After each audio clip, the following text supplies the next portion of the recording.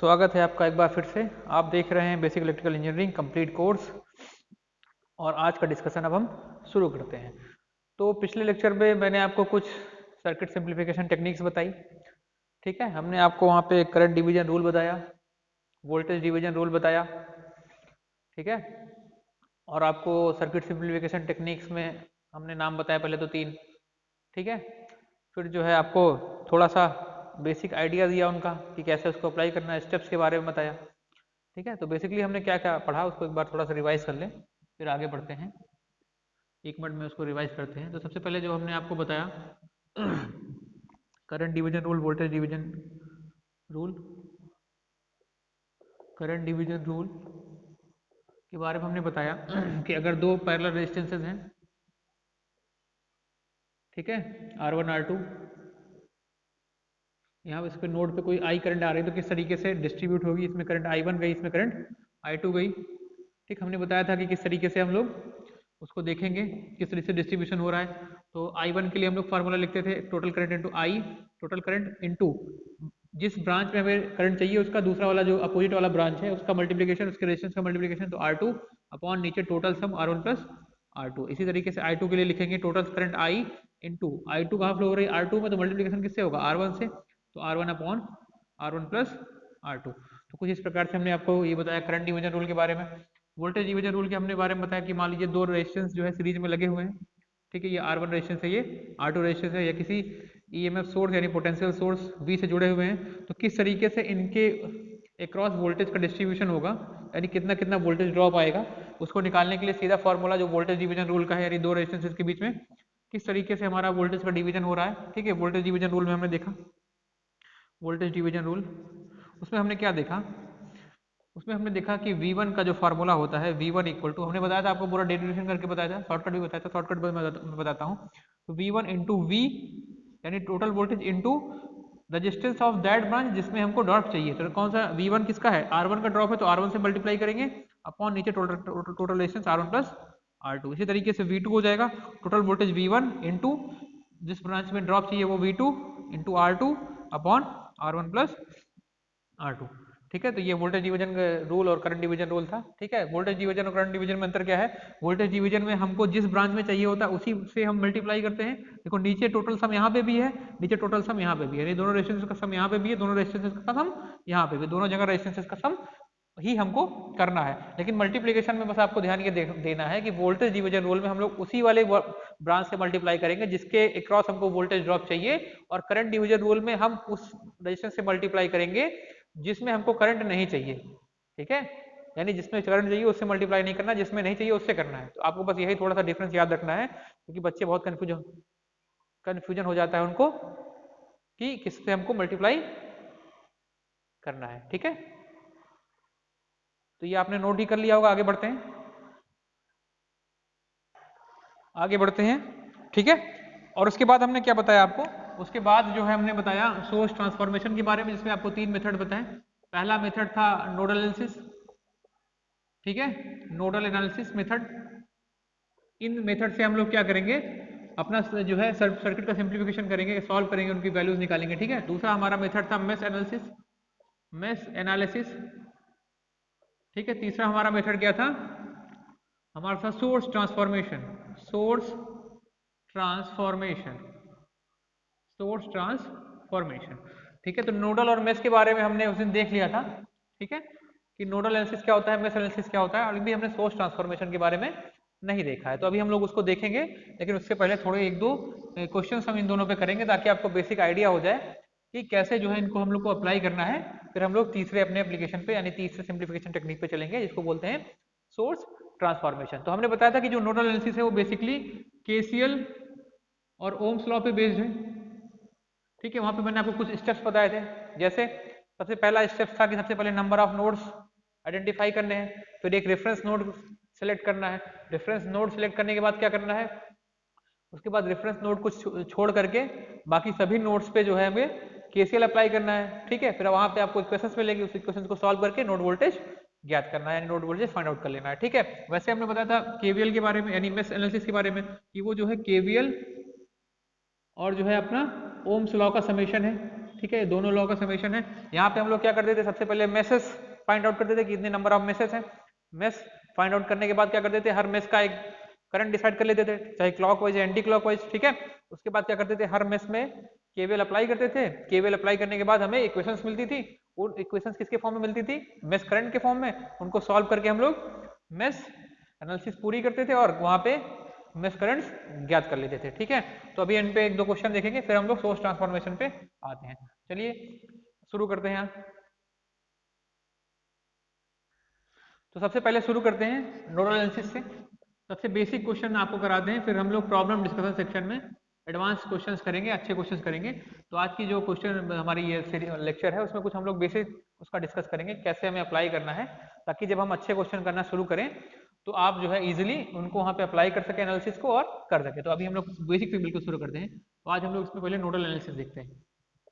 Nodal analysis, तो nodal analysis में पहला क्वेश्चन मैं आपको देता हूँ। ये मान लीजिए पहला क्वेश्चन मैंने कुछ इस प्रकार से बनाया, लाइक दिस। एकदम बेसिक क्वेश्चन पहले शुरुआत करते हैं उन बच्चों के लिए जिनको बिल्कुल आइडिया नहीं है।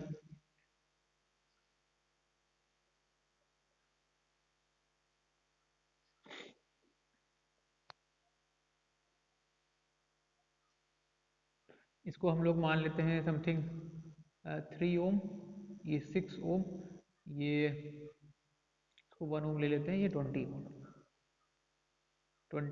वोल्ट, ठीक है। अब आपको जो है करंट फाइंड आउट करना है इस ब्रांच में I, with the help of nodal analysis, with the help of nodal analysis. तो find I with the help of nodal analysis.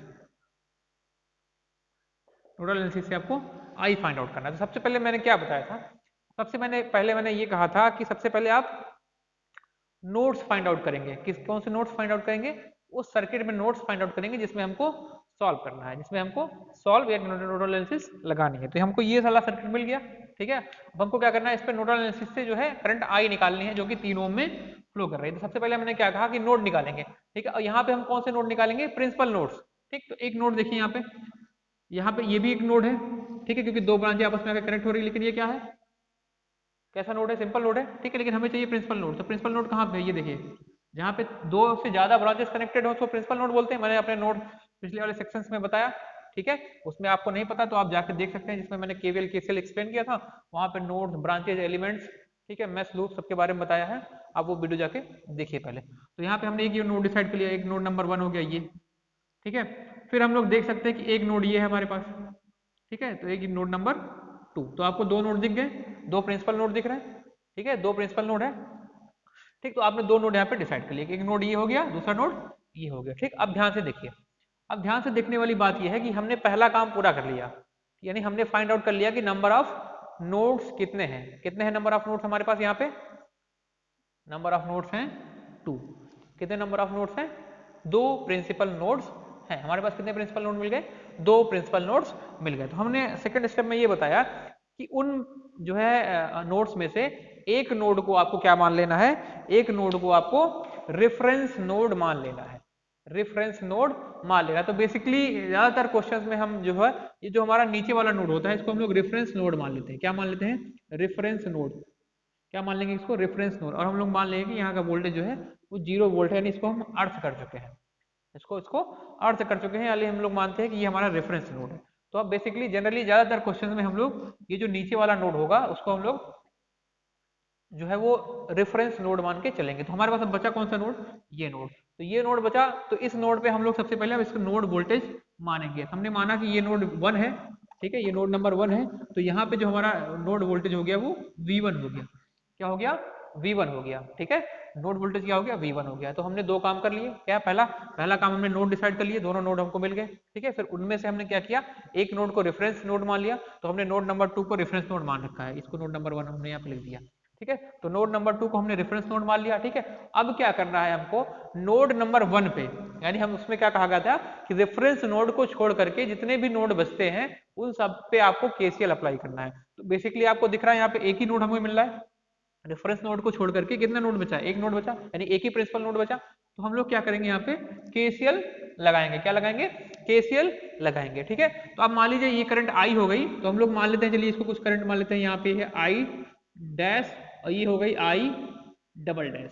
ठीक है, आई डबल डैश। ठीक है, हमने मान लिया कि इसमें करंट कुछ डायरेक्शन में, ये आपके ऊपर निर्भर करता है, आप जैसे भी चाहें करंट मान सकते हैं। ठीक है, तो हमने मान लिया कि इधर से आई डैश करंट आ रही है, इसमें आई डबल डैश चली गई, इसमें आई चली गई। ठीक है, तो हम लोग क्या करेंगे, इस नोड पे केसीएल लगा देंगे। तो केसीएल कैसे लगाते हैं, इनकमिंग करंट का sum equal to outgoing current का सम। तो इस पॉइंट पे इनकमिंग करंट कौन सी है, आई वन डैश, तो इस पॉइंट पे इनकमिंग करंट हो गई आई वन डैश, तो अप्लाई लिखेंगे यहाँ पे, apply KCL eight node one. KCL हम लोग अप्लाई कर रहे हैं नोड वन पे, तो यहाँ पे अप्लाई जैसे करें, यहाँ पे हमारे पास क्या आ जाएगा, आई डैश इनकमिंग करंट है, और ये दोनों देखिए कैसे है, आउटगोइंग नेचर की है, तो इसको हम लोग इक्वल के इधर लिखेंगे, तो आई डबल डैश प्लस आई। ठीक है, इस फॉर्म में हमने केवीएल मतलब केसीएल अप्लाई कर दिया। ठीक है, अब केसीएल अप्लाई करने के बाद क्या होगा कि हमको इन इक्वेशंस को नोड वोल्टेज के फॉर्म में चेंज करना होगा। किस फॉर्म में, नोड वोल्टेज के फॉर्म में। ठीक है, किस फॉर्म में, नोड वोल्टेज के फॉर्म में। अब देखिए सबसे महत्वपूर्ण सेक्शन है ये नोडल एनालिसिस का, कि कैसे नोड वोल्टेज में के फॉर्म में हम लोग चेंज करेंगे। ध्यान से देखिए, यहाँ पे हमने मान रखा है कि जो नोड वन है हमारा, उस पर वोल्टेज कितना मान लिया हमने, V1। कितना मान लिया है, V1। तो I1 करंट कहाँ फ्लो कर रही है, देखिए I1 करंट कहाँ फ्लो कर रही है, इस ब्रांच में, इस ब्रांच में I1 करंट फ्लो कर रही है। ये ब्रांच कहाँ से शुरू होती है, यहाँ से लेकर के हमने यहाँ तक मान रखा है इस ब्रांच को। ठीक है, तो यहाँ पे वोल्टेज 0 है, यहाँ पे वोल्टेज कितना है 20, यहाँ पे कितना है V1। तो आपको ये हम पता है, हमेशा से ये पता रहा है कि जो हमारा करंट है वो हमेशा higher potential to lower potential flow करता है, यानी higher voltage to lower voltage flow करता है, higher voltage to lower voltage कहाँ फ्लो करता है, higher voltage to lower voltage. Current always flow, current always, नहीं पता तो लिख लीजिए, current always flow from higher voltage to, या higher voltage to lower voltage. ठीक है, अगर करंट इस तरफ फ्लो कर रहा है, यानी 20 वोल्ट से V1 की तरफ फ्लो कर रहा है, इसका मतलब क्या हुआ, इसका मतलब ये हुआ कि V1 वोल्टेज हमारा कम होगा और 20 वोल्ट ज्यादा होगा, 20 वोल्ट हमारा ज्यादा होगा और V1 वोल्ट कम होगा। ठीक है, तो इस ब्रांच की अगर हमें करंट निकालनी है, तो एक पोटेंशियल हमारे पास ये है और यहाँ का पोटेंशियल ये है, तो हम लोग क्या लिखेंगे, 20 माइनस V1, क्या लिखेंगे, I1 डैश के लिए V20 माइनस V1, या V आप भी मान सकते हैं, हम लोग 1 वोल्टेज के लिए V1 मान रखा है, अपॉन इस ब्रांच का रेजिस्टेंस। इस ब्रांच में कितना रेजिस्टेंस है, 1 ओम, क्योंकि यहाँ पे हमको 20 वोल्ट सोर्स का रेजिस्टेंस नहीं दे रखा है। ठीक है, क्योंकि वो आइडियल हमने मान रखा है, तो इसका सोर्स का रेजिस्टेंस नहीं दे रखा है। ठीक है, तो इस ब्रांच का रेजिस्टेंस कितना हो गया, 1 ओम, तो यहाँ पे हमने लग दिया 1 ओम, यहाँ पे ओम नहीं लिखेंगे, हम सीधे 1 लिख दिए। ठीक है, समझ में आया। ये महत्वपूर्ण, सबसे महत्वपूर्ण चीज ये है, कैसे आप इस करंट के इक्वेशन को वोल्टेज के फॉर्म में और रेजिस्टेंस के फॉर्म में चेंज करेंगे, क्योंकि आपको पता है I इक्वल टू क्या होता है, V upon R, V upon R, Ohm's law से पता है I equal to V upon R. तो इसी I को हम लोग V अपॉन आर के फॉर्म में बदल रहे हैं, I को ही V अपॉन आर के फॉर्म में बदल रहे हैं। तो V हम लोग देखेंगे इस वाली ब्रांच में, तो यहाँ पोटेंशियल 20 वोल्ट है, यहाँ पे कितना है V1, तो यहाँ से यहाँ की तरफ करंट फ्लो हो रही है, यहाँ से यहाँ की तरफ करंट फ्लो हो रही है, तो मतलब हमारा ये 20 ज्यादा होगा, V1 कम होगा, तो हमने क्या लिखा, 20 माइनस V1, यानी इस ब्रांच का वोल्टेज ड्रॉप कितना है, 20 माइनस V1, तो 20 माइनस V1 अपॉन इस ब्रांच का रेजिस्टेंस कितना है, हमने ले रखा है 1, तो यहाँ पे हमने रख दिया 1। ठीक है, इसी तरह देखिए आप I डबल डैश को, I डबल डैश कहाँ फ्लो कर रहा है, इस वाली ब्रांच में, कहां से कहां की तरफ फ्लो कर रहा है, V1 से फ्लो कर रहा है 0 की तरफ, कहां से कहां फ्लो कर रहा है, V1 से 0 की तरफ। तो इसका वोल्टेज क्या हो लिख देंगे हम लोग, लिखेंगे V1 माइनस 0, यानी जहां से फ्लो कर रहा है, यानी जाहिर सी बात है V1 से 0 की तरफ फ्लो कर रहा है, यानी V1 ज्यादा होगा और हमारा नीचे वाला पोटेंशियल कम होगा, तभी इस तरीके से करंट फ्लो हो रही है, यानी डाउनवर्ड करंट फ्लो हो रही है, ऊपर वाला ज्यादा है नीचे वाला कम है। ठीक है, तो हमने लिखा V1 माइनस 0, और इस ब्रांच का रेजिस्टेंस लिखना है, इस ब्रांच का रेजिस्टेंस कितना है, 6 ओम, ये हमने लिख दिया यहाँ पे 6। ठीक है, प्लस अब ध्यान से देखिए करंट आई करंट कहाँ फ्लो कर रही है, यहाँ फ्लो कर रही है, इस वाली ब्रांच में, इस वाली ब्रांच में फ्लो कर रही है ना। तो अब यहाँ पे देखिए आप, इस वाली ब्रांच में फ्लो कर रही है, तो इस वाले यहाँ पे वोल्टेज कितना है V1, और यहाँ पे अगर हम लोग चलते हैं तो देखें यहाँ पे रेफरेंस वोल्ट कितना मिल गया, 0 वोल्ट, ये हमारे पास क्या हो गया, V1 माइनस 0 अपॉन 3। ठीक है, तो उम्मीद है आपको ये समझ में आएगा कि कैसे ये लिखा जाता है। ठीक है, यही लिखना अगर आप नहीं सीख पाए तो आप नोडल एनालिसिस के एक भी क्वेश्चन नहीं कर पाएंगे। ठीक है, फिर से मैं आपको बताता हूँ। ठीक है, पहला करंट क्या है, I डैश, पहला करंट क्या है, I डैश करंट कहाँ फ्लो कर रही है, इस वाली ब्रांच में। ठीक है, तो इस वाली ब्रांच का हमको पोटेंशियल ड्रॉप लिखना है, यानी पोटेंशियल लिखना है, यानी वोल्टेज लिखना है इस वाली ब्रांच का। तो हमने देखा कि इस वाली ब्रांच में एक सोर्स भी लगा हुआ है। ठीक है, और सोर्स से नोड की तरफ करंट फ्लो हो रही है, और नोड पे हमको पता है कितना वोल्टेज है, V1। ठीक है, तो करंट कहाँ फ्लो होती है, हमेशा हायर टू लोअर पोटेंशियल, तो हमें ये पता चल गया कि 20 वोल्ट हमारा ज्यादा होगा V1 से, तो हमें पोटेंशियल डिफरेंस लिखना है। तो पोटेंशियल डिफरेंस में क्या करते हैं हम लोग, ज्यादा माइनस कम, तो 20 माइनस V1, तो इस ब्रांच का वोल्टेज कितना आ गया, यानी इस ब्रांच का पोटेंशियल डिफरेंस कितना आ गया, 20 माइनस V1 अपॉन ब्रांच का रेजिस्टेंस, ब्रांच में कितना रेजिस्टेंस लगा हुआ है 1 ओम, तो यहाँ पे हमने 1 ओम रख दिया, ठीक है। ऐसे I डबल डैश है, I डबल डैश कहाँ फ्लो कर रही है, इस वाली ब्रांच में, ये यहाँ इस वाली ब्रांच में करंट कहाँ से कहाँ फ्लो कर रही है, V1 से फ्लो कर रही है 0 की तरफ, तो हमने लिखा V1 माइनस 0, यानी जहां से करंट शुरू हो और जहां खत्म हो वहां का वोल्टेज लिखा, तो V1 माइनस 0, तो V1 माइनस 0, और उस ब्रांच का रेजिस्टेंस कितना है 6 ओम, हमने 6 लिख दिया, ठीक है। इसी तरीके से तीसरी करंट यहाँ फ्लो कर रही है, तो वो कहाँ से कहाँ फ्लो कर रही है, देखिए ऐसे फ्लो कर रही है इस तरीके से, ठीक है। तो V1 माइनस 0 अपॉन इस ब्रांच का रेजिस्टेंस कितना है 3 ओम, तो इस तरीके से हमने ये लिख दिया। अब इसको हमको सॉल्व करना है, ठीक है, इस इक्वेशन को, तो ये यहाँ पे कितना हो गया, नीचे 1 ही, तो ये कितना हो गया 20 माइनस V1, ठीक है, ये हो जाएगा V1 by 6 plus V1 by 3, क्योंकि V1 माइनस 0 V1 ही होता है, ठीक है। इसको और आप फर्दर सॉल्व करें, तो फर्दर सॉल्व करेंगे तो इधर 20 माइनस V1 अभी पड़ा रहने दीजिए अब, ठीक है। यहाँ पे एलसीएम ले लेंगे, कितना एलसीएम हो जाएगा, नीचे 6, ठीक है, नीचे हो गया 6 और ऊपर कितना आ जाएगा 1 प्लस 2, तो कितना हो गया ये 3V1, तो इसको हम लोग अगर यहाँ से कट कर दें तो आपको मिलेगा यहाँ पे क्या V1 बाई 2, ठीक है, V1 बाई 2, बगल में मैं लिख रहा हूँ, ध्यान से देखते चलिए, 20 minus V1 equal to V1 by 2, ठीक है, इतना हो गया। अब हम लोग क्या करेंगे, इसको उधर लेके जाएंगे, ठीक है, इसको उधर लेके जाएंगे तो ये कितना हो जाएगा 20 इक्वल टू 3V1 बाई 2, ठीक है, कि इधर क्या है V1 मतलब 1 प्लस 1 बाई 2 कितना हो जाता है 3 बाई 2, वही मैंने लिख दिया, ठीक है, इसको उधर भेज दिया, तो V1 इक्वल टू कितना आ गया हमारा 40 बाई 3, V1 कितना आ गया 40 बाई 3, तो इतना वोल्ट हमारे पास V1 आ गया, इतना वोल्ट हमारे पास V1 आ गया। तो मैंने क्या बताया था कि नोडल एनालिसिस लगाने पे क्या मिलता है, नोड वोल्टेज, मिल गया नोड वोल्टेज। अब आपको ऐसे जितने भी नोड होंगे सबका नोड वोल्टेज मिल जाएगा। यहाँ पे तो एक ही नोड था तो एक ही इक्वेशन आई, ठीक है, अभी दो नोड होते तो अभी हम लोग अगला क्वेश्चन करेंगे तो वहां पे आपको दो इक्वेशंस मिलती, ठीक है, तीन नोड होते तो तीन इक्वेशन मिलती, उन सबको आप अलजेब्रिक मेथड से सॉल्व करके V1 V2 V3 इस तरीके से वोल्टेज प्राप्त कर लेंगे, और वोल्टेज जब आपको नोड वोल्टेज सारे मिल जाएंगे तो उसके बाद आप क्या करेंगे, उस पर्टिकुलर ब्रांच का करंट निकाल लेंगे जिसमें आपको चाहिए होगा, या उस पर्टिकुलर ब्रांच के अक्रॉस पोटेंशियल ड्रॉप निकाल लेंगे जो भी आपको चाहिए होगा। तो हमको चाहिए क्या, यहाँ पे ये आई चाहिए, ठीक है, आई देखिए, आई के लिए हमने इक्वेशन भी ले रखी है, ठीक है, आई के लिए इक्वेशन रख रखी है ना, कितनी है V1 बाई 3, V1 बाई 3, तो यहाँ से हमारे पास आई क्या आ जाएगा V1 बाई 3, और V1 हमने कितना निकाला 40, और बाई 3 कितना हो जाएगा वो 9, तो 40 बाई 9 एम्पियर करंट आ गई सीधे, 40 बाई 9 एम्पियर करंट आ गया, ठीक है। तो इस तरीके से हम लोग इसको सॉल्व करेंगे, चाहे तो आप नोट कर सकते हैं और फिर हम लोग आगे बढ़े पॉज करके। आइए आगे बढ़ते हैं, दूसरा क्वेश्चन देखते हैं। अब मान लीजिए ऐसे अभी तो आपने जो देखा उसमें एक ही नोड आपको मिला, मान लीजिए एक से ज्यादा नोड हो जाए, कुछ इस तरीके से आपको क्वेश्चन हमने दे दिया, ये कुछ इस तरीके से आपको हमने ये क्वेश्चन दिया।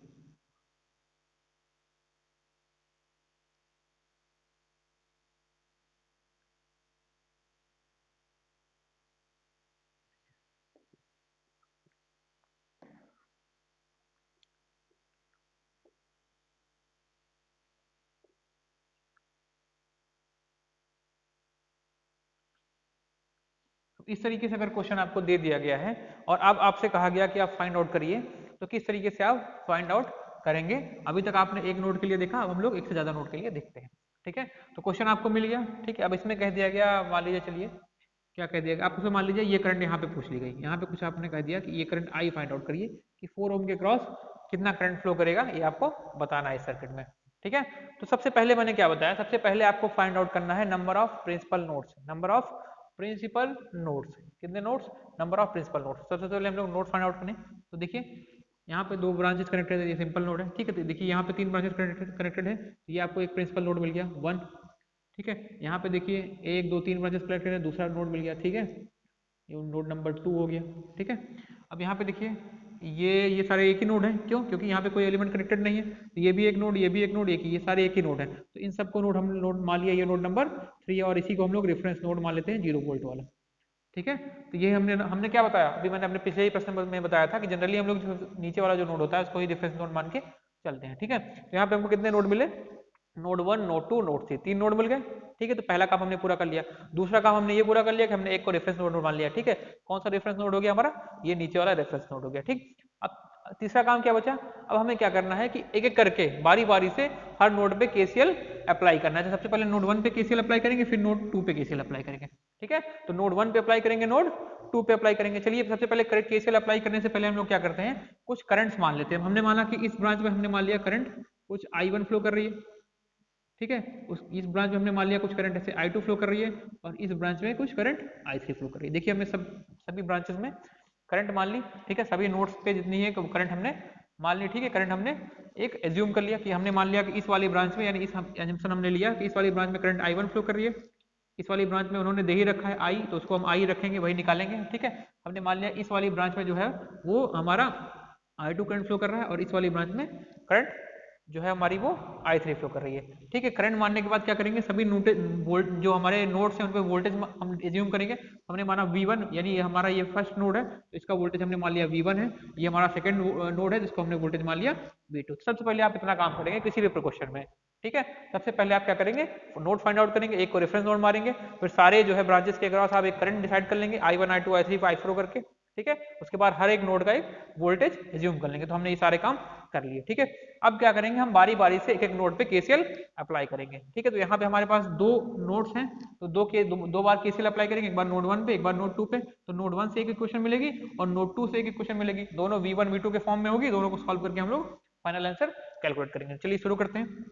सबसे पहले नोड 1 पे आपको केसीएल अप्लाई करना है, तो अप्लाई केसीएल एट नोड 1। तो नोड 1 पे हम लोग केसीएल अप्लाई कर रहे हैं, ठीक है। तो नोड 1 ध्यान से देखिए कहाँ पे है ये, ठीक। नोड 1 पे हम लोग देखेंगे तो इनकमिंग करंट कौन सी है हमारे पास, I1। आउटगोइंग करंट कौन सी है, I और I2, I और I2। चलिए ध्यान से लिखते हैं।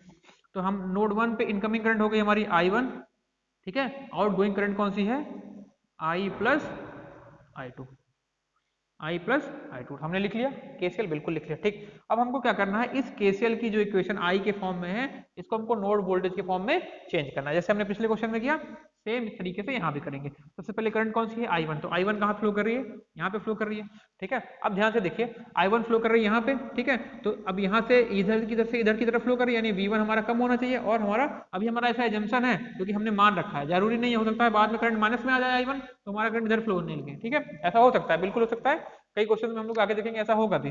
अभी हमने एज्यूम कर रखा है इसलिए हमने ऐसे मान रखा है। तो हमने हमारे एजम्पशन के अनुसार हमारा जो करंट है वो इधर से इस तरफ फ्लो हो रही है, यानी हमारा 20 वोल्ट ज्यादा होना चाहिए और V1 कम होना चाहिए। तो 20 वोल्ट माइनस V1, तो यहाँ पे हमारा पोटेंशियल कितना आ जाएगा डिफरेंस 20, यानी कि किस पोटेंशियल डिफरेंस पे वो ट्रेवल कर रही है, तो 20 माइनस V1 अपॉन उस ब्रांच का रेजिस्टेंस जिसमें करंट फ्लो कर रहा है। इस ब्रांच में फ्लो कर रहा है, इस ब्रांच में कितना रेजिस्टेंस लगा केवल 3 ओम, तो अपॉन 3। तो हमने बताया था ना I equal to V upon R, तो हमने V लिख दिया इस ब्रांच का, इस ब्रांच का V लिख दिया, यानी इस ब्रांच का पोटेंशियल ड्रॉप यानी पोटेंशियल लिख दिया जितना भी होगा, ठीक है, जो पोटेंशियल डिफरेंस है इस ब्रांच में, और अपॉन इस ब्रांच का रेजिस्टेंस, ठीक है। तो I1 हमारा पूरा हो गया। अब I देखना है, I कहाँ पे है, इस ब्रांच में है, ये देखिए इस ब्रांच में हमारा I फ्लो कर रहा है, ठीक है। अब किधर से किधर फ्लो कर रहा है, ध्यान से देखिए, जैसे वहां पे फ्लो कर रहा था V1 से 0 की तरफ, अभी पूरा नोड एक ही है तो यहाँ पे चाहे यहाँ पे भी 0 होगा, यहाँ पे भी 0, यहाँ पे हर जगह 0, ठीक है। तो V1 से 0 की तरफ फ्लो कर रहा है तो I हमारा क्या हो गया, V1 माइनस 0 अपॉन 4। तो V1 माइनस 0 अपॉन इस ब्रांच का रेजिस्टेंस कितना है 4 ओम, ये कितना हो गया 4, इक्वल टू नहीं, अभी प्लस एक और बच गया ना I2। अब I2 देखिए कहाँ फ्लो कर रहा है, I2 फ्लो कर रहा है यहाँ से यहाँ तक, यानी V1 से V2 की तरफ फ्लो कर रहा है। किधर से फ्लो कर रहा है, V1 से V2 की तरफ। तो जाहिर सी बात है कौन सा बड़ा होगा, V1 बड़ा होगा, क्योंकि V1 से हमेशा higher potential to lower potential current flow करती है, यानी ज्यादा वोल्टेज से कम वोल्टेज की तरफ। तो V1 माइनस V2, तो पोटेंशियल ड्रॉप कितना आ गया, V1 माइनस V2 अपॉन इस ब्रांच में रेजिस्टेंस कितना है, इस ब्रांच में रेजिस्टेंस कितना है 3, ठीक है। अब इसको हम लोग क्या करेंगे, सॉल्व करेंगे, ठीक है। तो सॉल्व करेंगे तो थोड़ा सा मैंने वैल्यूज कुछ ऐसी ले ली है, थोड़ा कैलकुलेशन बड़ा हो जाएगा, चलिए देखते हैं। ये हो जाएगा 20 माइनस V1 अपॉन 3, और यहाँ पे एलसीएम जो है आपका 12 ही आएगा, ठीक है। तो ये हो गया 12, तो 3 से इधर मल्टीप्लाई हो गया, तो हो गया 3V1, 4 से इधर मल्टीप्लाई हो जाएगा प्लस 4V1 माइनस 4V2, ये आ गया, ठीक है। इधर से ये कैंसिल हो जाएगा, 4 टाइम्स चला गया और फिर 4 इधर मल्टीप्लाई हो जाएगा, ठीक है। थोड़ा मैं शॉर्ट कट कर रहा हूँ, ये 4 इधर मल्टीप्लाई हो जाएगा तो कितना हो जाएगा, ये 4 20 80 माइनस V1, ठीक है। इधर तो सब कैंसिल हो गया, इधर बचा हमारे पास 3V1 plus 4V1, 3V1 plus 4V1 तो कितना हो गया 7V1, और V2 एक ही है तो माइनस 4V2, ठीक है। देखिए यहाँ से इतना आएगा 3 प्लस 4 7V1 माइनस 4V2, ठीक है। अब V1 इधर बचा हुआ, सॉरी इधर 4 से मल्टीप्लाई होगा तो इधर 4V1 आ जाएगा, इधर आ जाएगा 4V1। तो इसको इधर लेके जाएंगे तो आपके पास कितना मिलेगा, अब मैं थोड़ा सा इधर उधर कर लेता हूँ इसको, तो 7 और 4 ऐड हो जाएंगे, उधर जाके प्लस होगा ये, तो 11V1 minus 4V2 equal to 80। ये क्वेश्चन नंबर 1 बन गई। ये क्या बन गया? Equation number 1। तो इस तरीके से नोड 1 पे हमको केसीएल अप्लाई करने पे इक्वेशन नंबर 1 प्राप्त हो गई। ठीक है, आगे बढ़ते हैं हम लोग। ठीक है, अब क्या करते हैं, इसको हटा देता हूं मैं, इसका काम नहीं बचा। ठीक है, अब क्या करेंगे हम, अब नोड 2 पे केसीएल अप्लाई करेंगे। तो अप्लाई केसीएल एट नोड, तो अभी आप लगाना सीख लीजिए, फिर हम लोग जब प्रॉब्लम डिस्कशन वाला जो हमारा सेक्शन आएगा, लेक्चर आएगा, उसमें हम लोग अच्छे अच्छे क्वेश्चन करेंगे। अभी आप थोड़ा बेसिक आइडिया लीजिए कैसे अप्लाई करना है। तो नोड 2 पे हम लोग देखते हैं। अब नोड 2 पे देखिए करंट कौन कौन सी है। एक करंट तो I2 है जो नोड की तरफ आ रही है। ठीक है, अब देखिए यहाँ पे आपको करंट सोर्स मिल गया। क्या मिल गया? ये करंट सोर्स। और करंट सोर्स की डायरेक्शन क्या है? वो भी V2 की तरफ है। किधर है? V2 की तरफ है। यानी हमारा जो करंट सोर्स भी वो क्या है? इनकमिंग करंट है। किसकी तरफ? V2 की तरफ। तो हमारे पास इनकमिंग करंट I2 हो गई और 10 एम्पियर भी हमारी इनकमिंग करंट हो गई। और आउटगोइंग करंट कौन सी है? केवल I3। तो इनकमिंग करंट हमारे पास हो गई I2 plus 10 ampere equal to I3। हमारे पास आउटगोइंग करंट मिल गई। ठीक है, आउटगोइंग करंट क्या है? केवल I3। इस नोड से बाहर कौन जा रहा है? केवल I3। I2 भी हमारी नोड की तरफ आ रही है, ये भी हमारी नोड 2 की तरफ आ रही है। ठीक है, तो चलिए लिखते हैं आगे। अब I2 के लिए तो हम लिख चुके हैं, I2 के लिए तो हमने इक्वेशन लिख ली है। कहाँ पे लिखी? ये देखिए V1 माइनस V2/3। तो इसके लिए सेम इक्वेशन होगी भाई, V1 माइनस V2/3। तो 10 एम्पियर तो सीधे करंट सोर्स दिया हुआ है, तो कोई दिक्कत नहीं, इसको ऐसे रख लीजिए इक्वल टू I3। अब I3 के लिए इक्वेशन लिखेंगे। I3 देखिए कहां से कहां फ्लो कर रही है? V2 से 0 की तरफ। कहां से? V2 से 0 की तरफ। तो V2 माइनस 0/4। तो V2 माइनस 0/4। ठीक है, V2 माइनस 0/4। अब हम इसको सॉल्व करेंगे। ठीक है, जब इसको आप सॉल्व करेंगे तो ये आ जाएगा V1 माइनस V2। चलिए ठीक है, इधर हम होल पे ले लेते हैं। तो ये हो जाएगा प्लस 30/3 इक्वल टू, थोड़ा सा इक्वेशन थोड़ा जटिल हो गया है, कोई बात नहीं, आप लोग सॉल्व करिएगा इसको बाद में। ठीक है, अब हम लोग क्या करेंगे, इधर तो मल्टीप्लाई करेंगे, कैंसिल तो होगा नहीं कुछ, मल्टीप्लाई करिए। तो इधर चला गया, ये कितना हो गया? 4V1 minus 4V2। इधर मल्टीप्लाई होगा प्लस 120 हो जाएगा ये इक्वल टू 3V2। और V2 किधर लेके आ जाएंगे तो क्या हो जाएगा? ये 4V1 माइनस 7V2।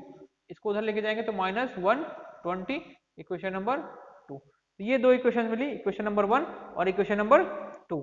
ठीक है, तो इक्वेशन नंबर 1 और इक्वेशन नंबर 2, यानी आपको दोनों जो है उस पर आपको दोनों इक्वेशंस मिल गई, इक्वेशन नंबर 1 मिल गई और इक्वेशन नंबर 2। अब आप क्या करेंगे? इन दोनों इक्वेशंस को सॉल्व करेंगे। ठीक है, इन दोनों, अब मैं सॉल्व नहीं करूंगा नहीं तो आपका टाइम वेस्ट होगा। ठीक है, आप इसको क्या देंगे? सॉल्व जैसे आप करते हैं, कैसे करते हैं? अलजेब्रा के फॉर्म में। ठीक है, इसमें जो है आप इसमें 7 से मल्टीप्लाई कर देंगे, ये 28 हो जाएगा। इसमें 4 से मल्टीप्लाई कर देंगे, ये 28 हो जाएगा। दोनों को माइनस कर दीजिएगा और आपके पास दो सोल्यूशन आएंगे। ठीक है, एक आएगा V1 की वैल्यू, दूसरी आएगी V2 की वैल्यू। तो आपको V1 कुछ मान लीजिए मिल जाएगा x और V2 कुछ XY वोल्ट मिल जाएगा। ठीक है, दोनों की वैल्यू आपको कैलकुलेट कर लेनी है, V1 V2 दोनों को सॉल्व करके। ठीक है, V1 V2 कैलकुलेट हो जाएगा। आपको निकालना क्या है? आई निकालना है। तो आई के लिए पहले ही आप इक्वेशन लिख चुके हैं, वो क्या है? V1 minus 0/4। तो जितना भी आएगा आई कितना हो जाएगा? V1/4। तो जितना आपको V1 वोल्टेज मिलेगा उसको बस बाई 4 कर दीजिए, उतना एम्पियर आपका आंसर हो जाएगा। तो इस तरीके से आपको नोडल एनालिसिस लगानी है। मैंने क्या बताया था? नोडल एनालिसिस लगाएंगे तो जितने नंबर ऑफ नोड्स होंगे, कौन से नोड्स? जिनमें हमने नोड एनालिसिस लगाई है। तो नंबर ऑफ नोड्स कितने हमारे जिनमें हमने लगाई है? वो 2 लगाई है। ठीक है, हमने क्या बताया था कि टोटल नंबर ऑफ नोड्स कितने हैं यहाँ पे? 3। ठीक है, एक हमने रेफरेंस मान लिया, तो 3 - 1 इतनी इक्वेशंस बनेंगी। मैंने यही बताया था ना कि जो नंबर ऑफ इक्वेशंस बनेगी वो n - 1 बनेगी। n क्या है? Number of nodes. तो यहाँ पे नंबर ऑफ नोड्स कितने थे? 1 2 3। ठीक है, एक हम रेफरेंस मान लेते हैं तो वो एक कम हो जाता है। तो यहाँ पे कितनी इक्वेशन बनी? 2। अगर इसी तरीके से हमारे पास 3 रेफरेंस नोड होते, ठीक है, मतलब 3 हमारे पास प्रिंसिपल नोड होते, एक रेफरेंस नोड होता, यानी टोटल नंबर ऑफ, अगर नोड्स हमारे पास 4 होते तो कितनी इक्वेशन बनती वहां पे? 3 इक्वेशंस बनती। और उन तीनों इक्वेशन को सॉल्व करने के बाद हम लोग V1 V2 V3 की वैल्यू प्राप्त कर लेते। ठीक है, उसको वैल्यू ज्ञात कर लेते, यानी फाइंड आउट कर लेते। उसके बाद फिर हम लोग उस पर्टिकुलर ब्रांच में V1 V2 और V3 को कैलकुलेट कर लेते। ठीक है, जो I1 I2 I3 जो भी पूछ रहा हो, ठीक है, उसको हम कैलकुलेट कर लेते। तो हमको यहाँ पे क्या चाहिए था? I चाहिए था। तो I क्या है? V1/4। V1/4। तो V1 जो भी सॉल्व करके आएगा वो आप लोग कमेंट में उसको आंसर कर दीजिएगा। ठीक है, तो V1/4 करके आप ऐसे ऐसे आंसर कैलकुलेट कर सकते हैं। ठीक है, तो आप इसको चाहे यहाँ तक नोट कर सकते हैं और आप ही 2-3 लाइन छोड़ करके नीचे फिर हम लोग मेश एनालिसिस पे बढ़ते हैं। चलिए अब आगे बढ़ते हैं। अब मेश एनालिसिस देखते हैं कैसे अप्लाई करना है हमको। मेश एनालिसिस के कुछ क्वेश्चन देखते हैं। ठीक है, आइए शुरुआत करते हैं एकदम बेसिक क्वेश्चन से, जैसे उसको शुरू किया था। ठीक है, मान लीजिए हमने को कोई ऐसा मेश मिल गया। चलिए सिंगल मेश के लिए बात करते हैं पहले।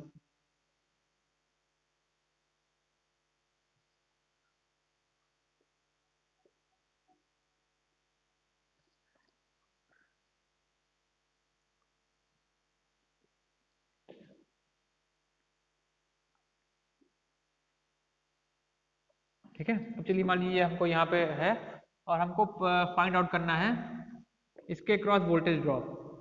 ठीक है, ये हमने मान लिया कुछ वोल्टेज ड्रॉप यहाँ पे V आ रहा है समथिंग। ठीक है, हमें फाइंड आउट करना है वोल्टेज ड्रॉप अक्रॉस 1 ओम।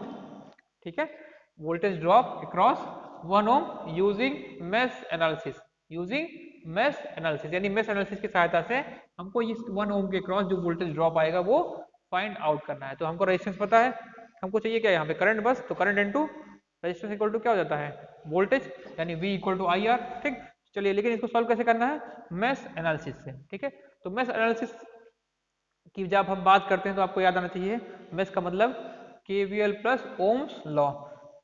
वहां पे जो मैंने स्टेप्स लगाए वही स्टेप्स हम यहाँ पे फॉलो करेंगे। ठीक, वहां पे हमने क्या लिखा है, सबसे पहले क्या करेंगे हम number of mesh find out करेंगे। ठीक है, तो यहाँ पे देखिए क्या एक ही मेश दिख रहा है, एक ही मेश दिख रहा है ना। अगर अब आपको अगर मेश और ये लूप नहीं पता तो आप केवल KCL वाले जो हमारा लेक्चर है उसमें जाके देख सकते हैं कि मेश क्या होता है और लूप क्या होता है। यहाँ पे हमको जिनको बच्चों को जिन्होंने देखा उनको पता है यहाँ पे एक ही मेश दिख रहा है। ठीक है, तो हमको मेश मिल गया, कितना मेश है एक मेश है। ठीक है, मेश फाइंड आउट करने के बाद number of meshes find out करने के बाद हम लोग क्या करते हैं हर एक मेश का एक मेश करंट डिसाइड करते हैं। क्या करते हैं एक मेश करंट डिसाइड करते हैं। तो यहाँ पे एक ही मेश है तो उसी का हमको मेश करंट डिसाइड करना है। लेकिन ध्यान देने वाली बात ये होती है कि मेश करंट डिसाइड करते वक्त ध्यान देने वाली बात ये होती है कि ये हमने बताया कि जितने भी मेश हैं यहाँ पे तो एक ही मेश है तो कोई ध्यान देने वाली बात नहीं है, अभी हम लोग आगे देखेंगे। लेकिन आप उसको जान लीजिए कि जितने भी मेश होंगे उन सब में जो करंट की डायरेक्शन लेंगे वो हम एक ही तरीके से लेंगे।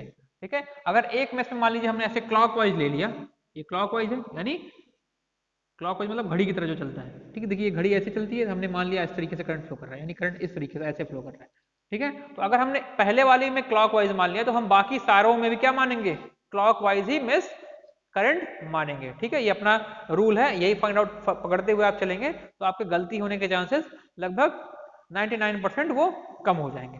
ठीक है, 1% तो आप कहीं भी गलती कर सकते हैं कैलकुलेशन में भी। ठीक है, तो आप 99% जो है जो आपका जो साइन का मिस्टेक होता है यानी कहाँ पे प्लस कहाँ माइनस जो आपकी इसकी गलती जो करके आते हैं वो आपसे नहीं होगी। ठीक है, तो क्या करना है जितने भी मेश होंगे उन सब में एक ही डायरेक्शन में करंट मानना है। ठीक है, अगर एक में हमने ये मान लिया क्लॉकवाइज तो सब में क्लॉकवाइज मानेंगे। ठीक है, ये नहीं कि एक में क्लॉक मान रहे हैं दूसरे में एंटी क्लॉक मान रहे हैं, ठीक, तो वहां पे आप कंफ्यूज हो जाएंगे और वहां पे आप साइन का गलती कर देंगे यानी कि जहां पे प्लस लगाना होगा माइनस हो जाएगा, माइनस का प्लस हो जाएगा, जिससे जो हमारी इक्वेशंस आएंगी वो गड़बड़ हो जाएंगी और फिर उनका सोल्यूशन गड़बड़ हो जाएगा जिससे फिर हमारा आंसर गड़बड़ हो जाएगा। चलिए यहाँ पे एक ही हमने करंट मान ली, एक ही में से तो एक करंट है हमने मान लिया वो करंट हो गई I1, एक ही में से तो पहली में इसका करंट हो गया I1, तो ये हमारा दूसरा काम हो गया। ठीक है, हमने करंट डिसाइड कर लिया। अब तीसरा काम क्या करना होता था इसमें, तीसरा काम ये करना होता था कि हर एक मेश में अब बारी बारी से हमको KVL अप्लाई करना होता था। क्या अप्लाई करना होता था KVL, जैसे नोडल एनालिसिस में हर एक नोड पे हम KCL अप्लाई करते थे वैसे ही मेश एनालिसिस में हर एक मेश में हम लोग KCL अप्लाई करेंगे। KCL अप्लाई करने के बाद क्या होगा हमको उतने ही इक्वेशंस मिलेंगे जितना हम लोग मेश बनाए होंगे उतना इक्वेशंस मिलेगा। वो इक्वेशंस किस फॉर्म में होगा मेश करंट के फॉर्म में, उनको सॉल्व करेंगे हमको मेश करंट्स मिलेंगे। उस मेश करंट्स के हिसाब से जो भी रिक्वायरमेंट हमको होगी यानी जो भी क्वेश्चन में पूछा गया होगा ये भी जो भी हमको एनालिसिस करनी होगी वो हम ज्ञात कर लेंगे। ठीक है, तो हमारे पास एक ही मेश है यहाँ पे, चलिए इसमें हम लोग लगाते हैं KVL। तो अप्लाई इसको हम लोग मेश 1 मान रखा है, मेश 1 आप मान सकते हैं। अप्लाई KVL इन मेश 1, तो मेश 1 में हम KVL अप्लाई कर रहे हैं। ठीक है, ये हमारा मेश 1 है, चलिए इसमें KVL अप्लाई करते हैं, लेट्स स्टार्ट। ठीक है, तो KVL अप्लाई करने से पहले मैंने आपको जब KVL KCL के 1-2 क्वेश्चन कराए वहां पे मैंने आपको KVL कैसे अप्लाई करना ये बता ही दिया है। चलिए फिर से मैं आपको एक बार बताता हूँ। तो जैसे ही KVL अप्लाई करने की बात आएगी तो सबसे पहले आप जो साइंस है वो डिसाइड कर लेंगे। ठीक है, मैंने क्या बताया यहाँ पे तो पता ही है ये बैटरी का टर्मिनल जो बड़ा वाला होता है उसको पॉजिटिव, छोटा वाला नेगेटिव। ठीक है, अब ये करंट हमने ऐसे मान रखी है ना, तो करंट जिधर से रेजिस्टेंस में इंटर करती है उसको हम लोग प्लस लेके चलेंगे और जिधर से निकलेगी उसको माइनस लेके चलेंगे। इसको जिधर से इंटर करेगी उसको प्लस लेके चलेंगे, जिधर से निकलेगी उसको माइनस लेके चलेंगे। ठीक है, वैसे ही ये हमारा बड़ा वाला टर्मिनल तो ये प्लस, ये हो गया माइनस।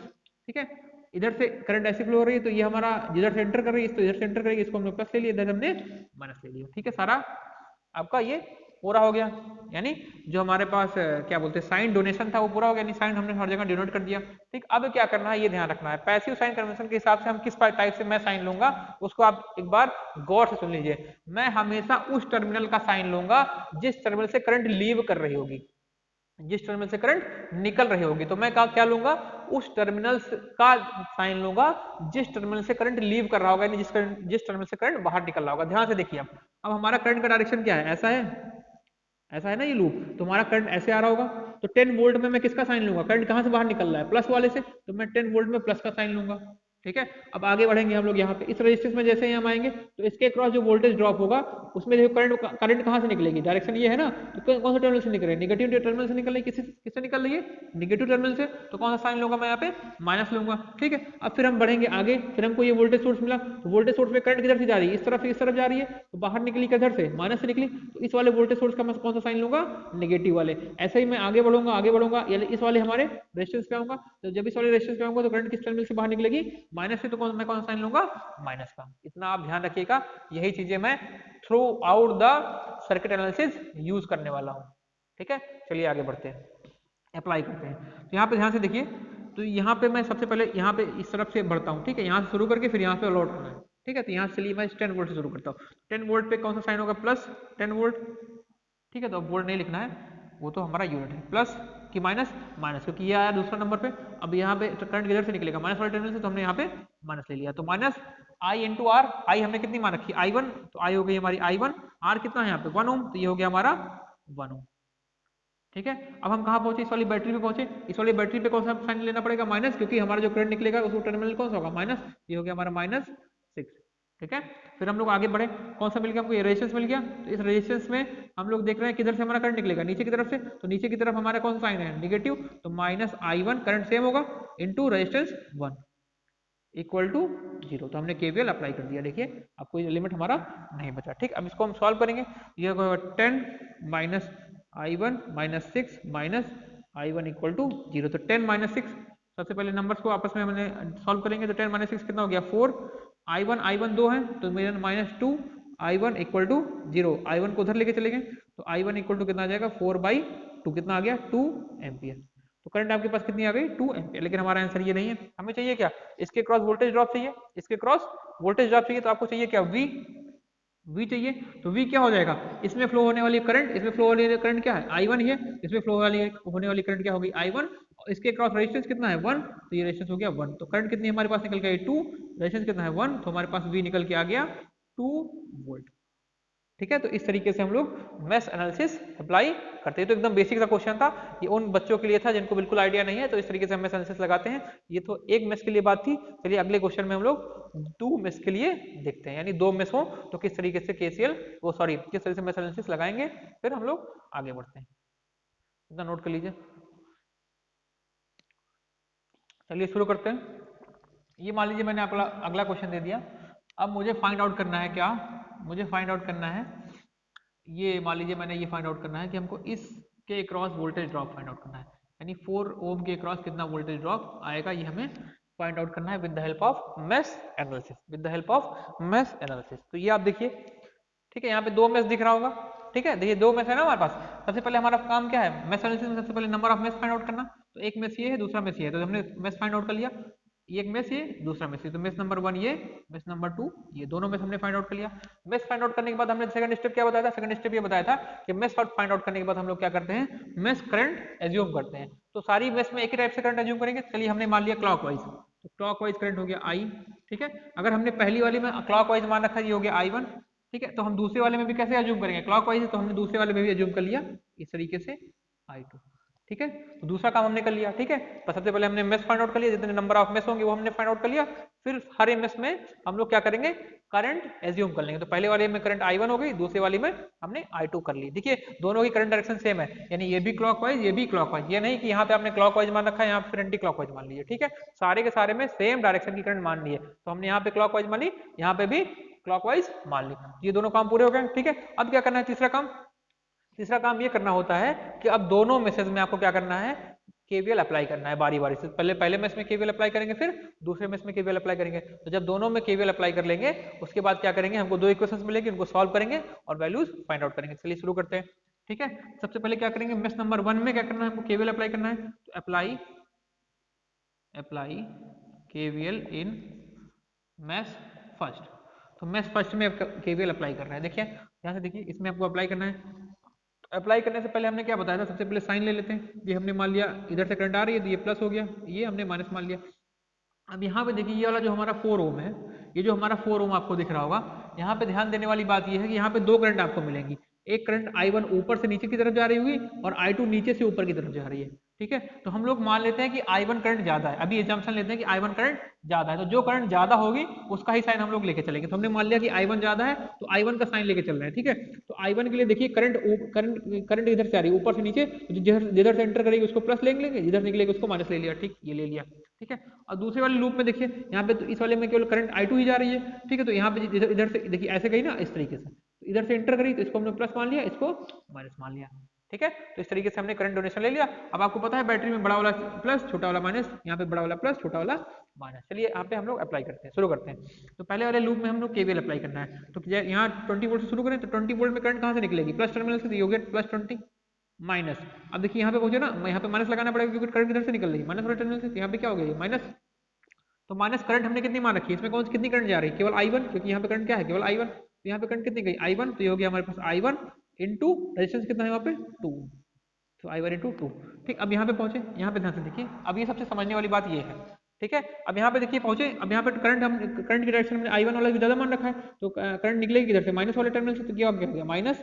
ठीक, अब यहाँ पे देखिए करंट कितनी जाएगी यहाँ पे, अब देखिए यहाँ पे करंट कितनी जाएगी, I1 करंट ऊपर से नीचे की तरफ आ रही है, I1 करंट की देखिए डायरेक्शन क्या है ये। ठीक है, I2 करंट की डायरेक्शन क्या है ये, तो I1 करंट ऊपर से नीचे आ रही है और I2 नीचे से ऊपर जा रही है, तो यानी दोनों करंट की डायरेक्शन क्या है, अपोजिट है। ठीक है, दोनों की करंट की डायरेक्शन क्या है, अपोजिट है, यानी हमारी I1 जो है वो ऐसे आ रही है। ठीक है, ये I1 आ रही है और जो हमारी I2 है वो ऐसे जा रही है। ठीक है, ये हमारा बीच में रेजिस्टेंस 4 ओम का है, तो दोनों की डायरेक्शन क्या है, देखिए अपोजिट है, दोनों की डायरेक्शन क्या है, अपोजिट है, यानी दोनों क्या होंगी, एक दूसरे को सब्सट्रैक्ट करेंगे, यानी अपोज कर रही है ना, दोनों की पोलैरिटी अलग अलग है। हमने पिछले लेक्चर में बताया था ना कि अगर अलग अलग पोलैरिटी का हो करंट सोर्स, तो क्या करता है वो एक दूसरे को रिड्यूस करता है, यानी एक दूसरे को अपोज करेगा। तो ये हमारा क्या हो जाएगा, इसके थ्रू करंट क्या हो जाएगी, वो I1 माइनस I2 हो जाएगी। अब I1 माइनस I2 हमने क्यों लिखा, I2 माइनस I1 क्यों नहीं लिखा, वो मैंने पहले ही बता दिया, मैंने ये मान रखा है कि I1 अभी ज्यादा है और I2 कम है, ये मैंने अभी अज्यूम कर रखा है। ठीक है, बाद में क्या आता है वो हम लोग क्वेश्चन करने के बाद ही पता चलेगा। ठीक है, हमने मान रखा है कि I1 ज्यादा है I2 कम है, इसलिए हमने साइन भी जो है 4 ओम के क्रॉस यहाँ प्लस यहाँ माइनस लिया था। क्यों, क्योंकि जिधर से करंट एंटर करिए, देखो प्लस वाली ये I1 हमारी करंट इधर से एंटर कर रही है, तो ये प्लस हो जाएगा, इधर से निकलेगी माइनस हो जाएगा। अगर हम लोग I2 की तरह लेते तो I2 के लिए करंट किधर से एंटर कर रही है, इस तरफ से, तो I2 के लिए ये प्लस हो जाता, ये माइनस हो जाता, लेकिन हमने साइन कौन सा लिया, I1 के लिए। क्यों, क्योंकि हमने मान रखा है कि I1 ज्यादा है, तो जो ज्यादा होगा जो हम लोग एज्यूम करेंगे उसी का साइन लेके चलेंगे। ठीक है, तो यहाँ बढ़ते हैं, ये करंट क्या हो जाएगी हमारे पास I1 माइनस I2। ठीक है, ये हो गया I1 माइनस I2 इक्वल, और यहाँ बस ये लूप पूरा हो गया, इसमें कुछ बचा नहीं। ठीक है, तो इक्वल टू 0। ठीक है, इसको सॉल्व करेंगे तो कितना आ जाएगा हमारे पास 20 minus 2I1 minus I1, bracket open होगा तो ये क्या हो जाएगा plus plus I2 equal to 0। ध्यान से देखिए यहाँ पे, इसको ये कितना हो जाएगा 3I1, और ये I2 उसको उधर लेके जाएंगे तो कितना हो जाएगा पास 3I1 minus I2 equal to 20। ये क्वेश्चन नंबर 1 बन के आ गई। ठीक है, इसको थोड़ा मैंने शॉर्टकट में कर दिया, आप समझेंगे। ये कितना हो जाएगा 3I1 को उधर ले जाएंगे तो प्लस 3I1 हो जाएगा, I2 को उधर लेके जाएंगे तो क्या हो जाएगा माइनस I2, ये हमने लिख दिया। ठीक है, अभी हमने केवीएल एक मेश पे अप्लाई कर दिया, अब दूसरे मेश पे अप्लाई करते हैं, अप्लाई केवीएल एट मेश 2। यहाँ पे लिखेंगे हम लोग अप्लाई केवीएल इन मेश 2 इन मेश सेकंड। अब सेकंड में हम लोग केवीएल अप्लाई करने चल रहे हैं। ठीक है, सेकंड में केवीएल अप्लाई करिए, ध्यान से देखिए यहाँ पे सेकंड में कहाँ से शुरू करते हैं, चलिए यहाँ से शुरू करते हैं। ठीक है, यहाँ से शुरू करेंगे। ठीक है, तो वही वाली डायरेक्शन लोगे जो हम पहले ले चुके हैं। ठीक है, तो क्या लेंगे यहाँ पे, हमारे पास यहाँ पे मेन करंट कौन सी है, नीचे I1 वाली। ठीक है, निकलेगी किधर से I2। ठीक, तो हम लोग अब यहाँ पे करंट इसके लिए देख रहे हैं, तो कौन सा साइन यूज करेंगे, वो साइन यूज करेंगे जो हम लोग पहले मान चुके हैं। ठीक है, तो ये हमारे पास कितना हो जाएगा, यहाँ पे ये हो गया हमारे पास 4I1 माइनस I2। ठीक है, minus 2I2 equal to minus 10। यहाँ पे कितना हो जाएगा -10। ठीक है, यहाँ पे -2, क्योंकि -2 से -2 निकल आया तो इक्वल टू। ठीक है, तो यहाँ पे क्या हो गया, ये 10 हो गया। ठीक है, ये क्या हो गया 4, यहाँ पे हमने क्यों ये यही लिखा, अच्छा सॉरी यहाँ पे हमने 4 नहीं लिखा था, ये थोड़ा सा यहाँ पे कैलकुलेशन मिस्टेक हो गया, यहाँ पे 4 लिखिए। ठीक है, 4 छूट गया यहाँ पे, है ना, मल्टीप्लिकेशन वाला 4। तो ये आपके पास आएगा 4 और ये फिर आपके पास आएगा +4, तो ये 4 to 6, ये हो गया 6, और ये यहाँ पे हो जाएगा ये 4I2। ठीक है, इसको थोड़ा फर्दर सॉल्व करेंगे तो यहाँ पे 3 आ जाएगा, 3i1 minus 2i2 equal to 10, ये इक्वेशन नंबर 1 बनेगा। ठीक है, थोड़ा सा यहाँ पे मिस्टेक था, वो सही कर लीजिए। ठीक, अब यहाँ पे क्या हो गया, 4i1, देखिए 4i1i2 ये हमने ले लिया। ठीक है, प्लस क्यों लिया, क्योंकि यहाँ पे हम करंट की डायरेक्शन क्या ले रहे हैं, ये वाली। ठीक है, करंट हमने वही ली, लेकिन किस टर्मिनल से निकलना है, प्लस वाले टर्मिनल से, हमने क्या ले लिया, प्लस माइनस, माइनस यहाँ पे 2i2 और माइनस 10, क्योंकि यहाँ से किससे निकल रहा है, माइनस से निकल रहा है, minus 10 minus 2i2 equal to नहीं, माइनस 10 इक्वल टू 0। ठीक है, अब इसको फर्दर सॉल्व करेंगे, ये कितना हो जाएगा, 4i1 minus 4i2 minus 2i2 minus 10 equal to 0। अब इसको सॉल्व करेंगे जब, तो ये क्या आ जाएगा आपके पास, देखिए 10 को उधर लेके चले जाएं, ये 4i1 है, ये दोनों, ये कितना है 6, ये आपके पास हो जाएगा 4i1 minus 6i2 equal to 10, ये इक्वेशन नंबर। अभी इसको थोड़ा और सॉल्व कर सकते हैं। ठीक है, 2 से डिवाइड कर दीजिए, ये हो जाएगा 2i1 minus 3i2 equal to 5, equation number 2। ये दो इक्वेशन बन के आ गई आपके पास। ठीक है, मैं देखो दिख रहा है कि नहीं दिख रहा है, ठीक है अभी तक दिख रहा है। ठीक है, ये क्या लिखा हुआ है आपके पास, तो हमारे पास दो इक्वेशंस क्या बन के आई, पहली इक्वेशन बन के आई हमारे पास 3i1 minus 2i2 equal to 10, ये इक्वेशन नंबर 1, और जो दूसरी बन के आई वो आई 2i1 minus 3i2 equal to 5, equation number 2। दोनों को सॉल्व करने। ठीक है, सॉल्व करने का तरीका वही सेम जैसे मैंने बताया था पहले। ठीक है, तो यहाँ पे क्या बोलते, चलिए मल्टीप्लाई कर देते हैं, इसमें 2 से मल्टीप्लाई कर दीजिए, इसमें 3 से मल्टीप्लाई कर दीजिए। ठीक है, तो इसमें 2 से मल्टीप्लाई करेंगे तो ये 2 से मल्टीप्लाई करेंगे तो ये हो जाएगा 6।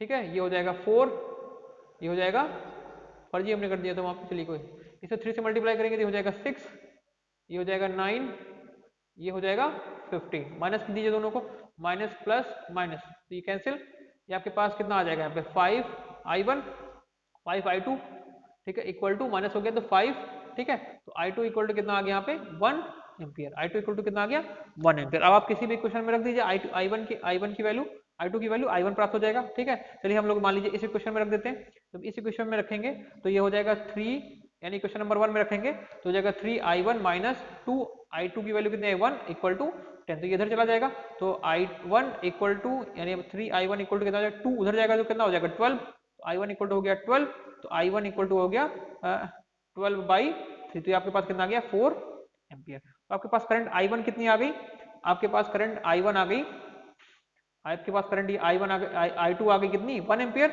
और i1 कितनी आ गई 4 एम्पियर, तो एक हो गई आपके पास 1 एम्पियर, एक दूसरी हो गई 4 एम्पियर। अब आपको चाहिए क्या, आपको चाहिए इसके क्रॉस वोल्टेज ड्रॉप, यानी 4 ओम के क्रॉस वोल्टेज ड्रॉप। तो आप देखिए 4 ओम के क्रॉस वोल्टेज ड्रॉप कितना आ रहा था इतना, तो यहाँ पे देखिए V4 ओम इक्वल टू क्या हो जाएगा 4 इंटू i1 माइनस i2, यही था। ठीक है, 4 इंटू i1 माइनस i2, तो 4 तो 4 ही है, i1 की वैल्यू कितनी आई हमारे पास 4, i2 की वैल्यू आई 1, ये कितना हो गया आपके पास 12 वोल्ट।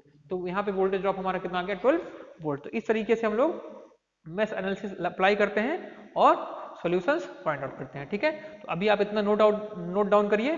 ठीक है, और फिर हम लोग नेक्स्ट लेक्चर में मिलते हैं सोर्स ट्रांसफॉर्मेशन के साथ। आज के लिए बस इतना ही, हम लोग और भी अच्छे क्वेश्चन डिस्कस करेंगे प्रॉब्लम डिस्कशन सेक्शन में। आज का जो ये हमारा डिस्कशन का केवल मेन मोटिव ये था, ये उन बच्चों को समझाना था जिनको मेश और नोडल का बिल्कुल भी आइडिया नहीं है, वो इसको ऐसे क्वेश्चन करके समझ सके, ताकि जब हम एडवांस लेवल के क्वेश्चन पे चले उनको ये आइडिया हो सके कि कैसे क्वेश्चन को प्रोसीड करना है और कैसे सॉल्व करना है। ठीक, तो आज के लिए बस इतना ही, धन्यवाद।